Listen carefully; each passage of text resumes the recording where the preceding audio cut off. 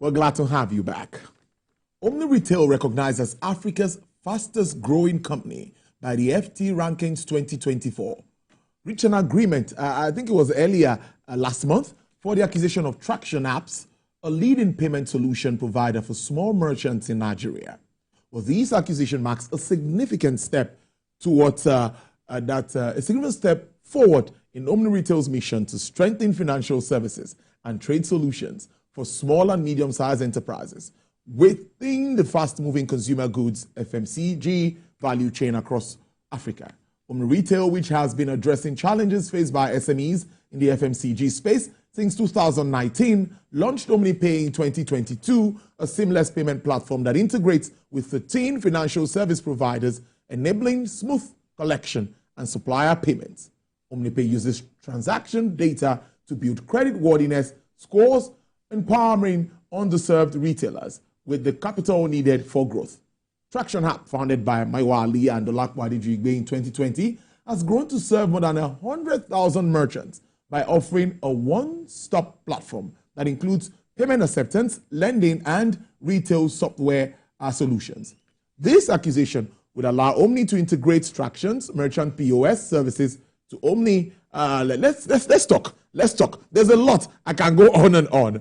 Mr. Dipankar Rustagi is the founder, Chief Executive Officer, Omni Retail Business in Nigeria. He's with me here. Good afternoon. It's good to have you in. Good afternoon. Thank you for having me here. Just like I said behind the cameras, I said this looks like it's focused so much on the retail side of the market segment. Can you tell us more about this and why you are focused on that segment? Oh, absolutely. So moving goods from the manufacturer to the houses of millions of consumers seems like a very simple and essential task, but there is a lot that happens behind the scene. Moving the goods from the manufacturer to the distributor, to the logistics provider, to the retailer, and then finally in the houses of the consumers takes its own time, requires a lot of support, and it's one of the largest employer of the Nigerian economy. This is where majority of the people work and contribute and gain their earnings to ensure we have the basic essentials in our houses. We provide the technology and tools required for this trade to work efficiently. So how has this been? It seems like an interesting journey. Were there no challenges at all? No.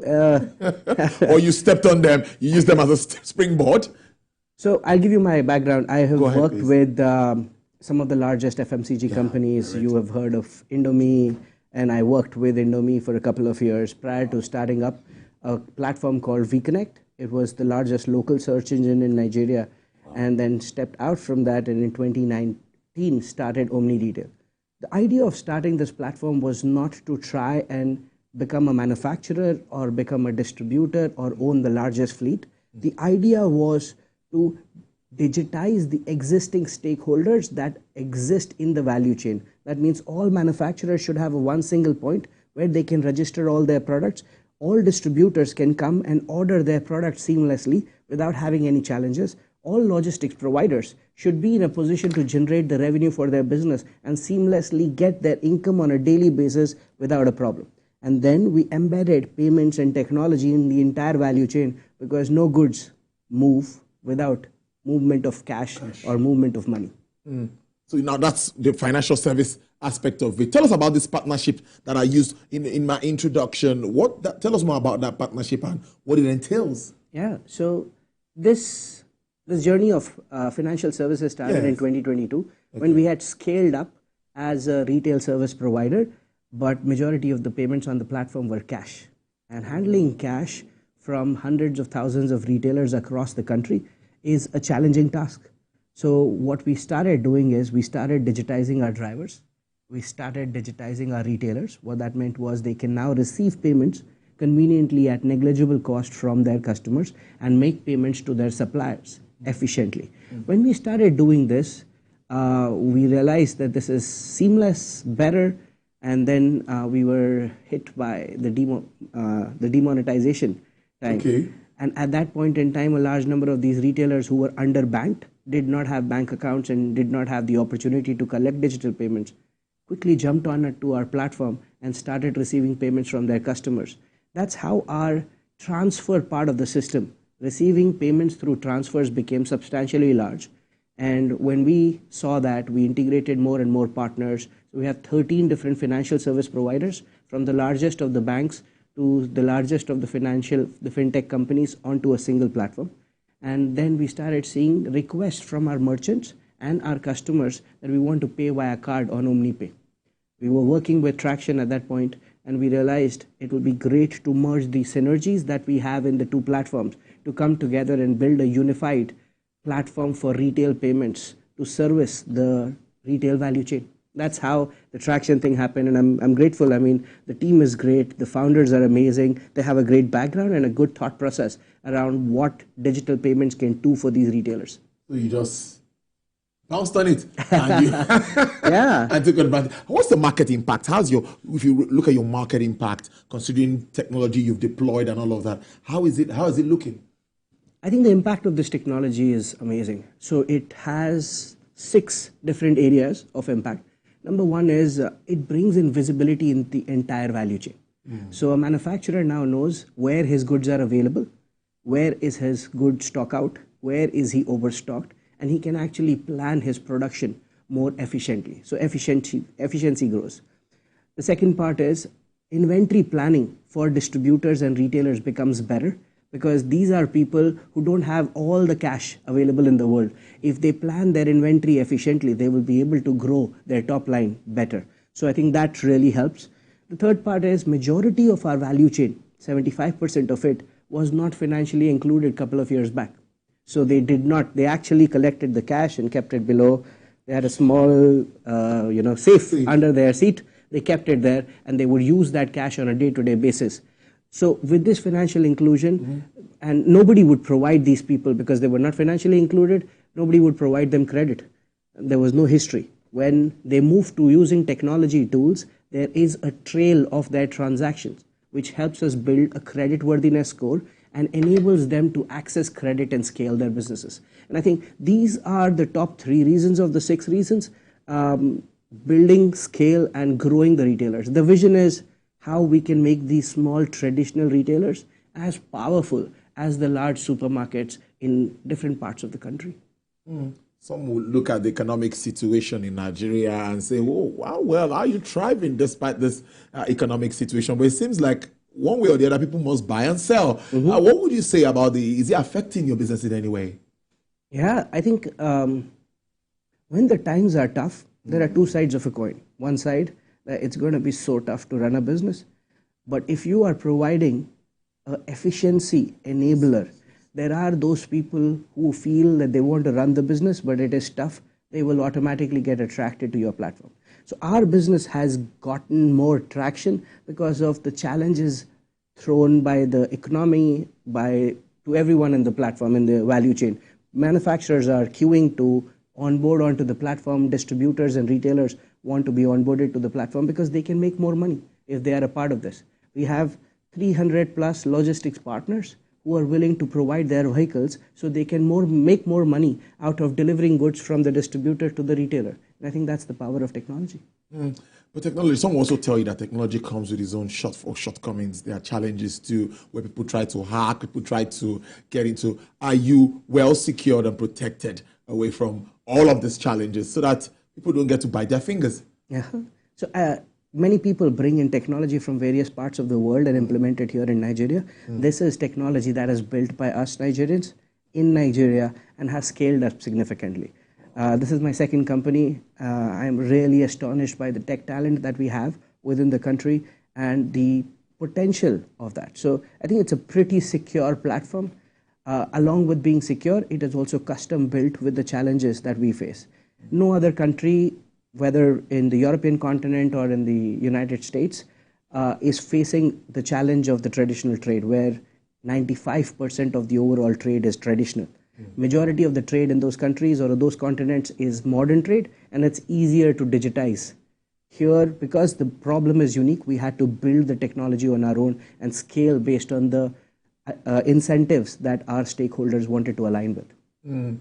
So can you explain to Nigerians and our viewers the functionality of this platform, how it's really been used and how they can get to key into it? So it's a B2B platform, business to business. It is not meant for consumers to come on board. But When a manufacturer is starting production, let's say you're making plantain chips, you can list your products on this, you can put your prices, you can now make the products available for thousands of distributors in various parts of the country who deal in chips. Those people will come on board, will place the order, and we will connect the manufacturer and the distributor for smooth logistics and payments through the platform. Once the distributor has the goods, the manufacturer has the visibility on what goods are available in which part of the country. And our country is not small, so it's very difficult to keep the visibility. Once he knows that there are goods in Kaduna now, then we will activate the retail network through the platform. So now suddenly his products, once received by the distributor, will be visible to 4,000 retailers on our platform in Kaduna. Those retailers will be able to place the order through the app and will be able to track their orders to the last minute. So they will be able to place the order, make the payment, receive the delivery, and once they receive the delivery, their customers, the consumers, the households in those communities where the retailer is present can walk in and collect the goods. What this does is enables the remotest communities in the country, ensure there is price parity, everyone is getting access to the essential goods at the right prices, and also gives great amount of reach to these manufacturers who have the right intention to produce the goods but are not able to distribute across. So I think it's a network of networks that we have built, enabling the different stakeholders in the FMCG value chain through technology. This is really interesting. Thank you. Moving forward, I'm sure you have more plans. So can we look at what you'll be doing in another 3, 4, 5 years? What should Nigerians expect from you? Amazing. So I think the idea of next 3 to 5 years is, number one, we would be onboarding more and more categories. So today we started with food, beverages, commodities, the rice, the salt, the sugar. We added home care and personal care. We want to bring in more categories. Every category that you consume on a day-to-day in your house, whether it's from a matchbox to all the way to pharmaceutical, should be available and accessible at the right prices by anyone in the country as a basic right. And I think that's an important part. So we will add more categories. We will also ensure there is financial inclusion and availability of growth capital for all these businesses.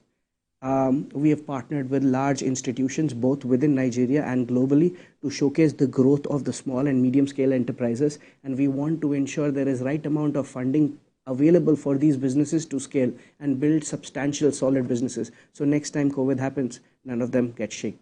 Next time something else goes wrong, none of them have to shut down their store and close the shop. And then finally, we intend to expand. What we have learned and what we have built within Nigeria can also offer great value to neighboring countries. We are currently in Nigeria, Ghana, and Ivory Coast, and we have aspirations to expand in other countries within West Africa. So looking for great partnerships with manufacturers who want to scale and provide great distribution to every community within the West Africa region. That's really interesting. But when we talk about moving and all of that, then the issue of standards come into my mind. Are we also making sure, is there any way that we monitor standards, quality of goods and services that pass through the platform? Absolutely. We closely work with NAFDAC. All the products that are registered on the platform need to have the NAFDAC registration, and the NAFDAC product numbers are entered while registration onto the platform. So it is essential that we follow the great quality of products. We don't onboard products that are homemade or built in small cottage industries. We are focusing towards those products which follow the standard and can be scaled. That's really interesting. Are you also worried about geopolitical issues and how it affects the business environment? You know, I like to talk to businessmen like you and get your views around that, because we know what is happening in the Middle East and everywhere, and everyone is worried that this might affect manufacturing value chains. Those that have to bring in their produce from other countries, there are issues in the Red Sea and all of that. How does that come to you, and what's your outlook for the entire economy? No, absolutely. There are surely great impacts. It impacts consistent availability of products. Some of our manufacturers tell us they haven't got their raw materials, and some of the manufacturers tell us that they haven't been able to access capital for growth. Because they are either accessing the capital from overseas or they are importing products to build their product here locally, which is not consistently available, which causes issues. But you know, we are not selling carpets or chandeliers. We are selling food. And irrespective of the good or the bad period, the best of the economic scenarios or the challenging economic scenarios, people are going to eat, people are going to drink. And we want to be sure that we continue to do good work to ensure those products are always accessible to them. So I think our business is pretty solid in terms of, in a place where it doesn't get shaken by small aberrations in economic scenarios.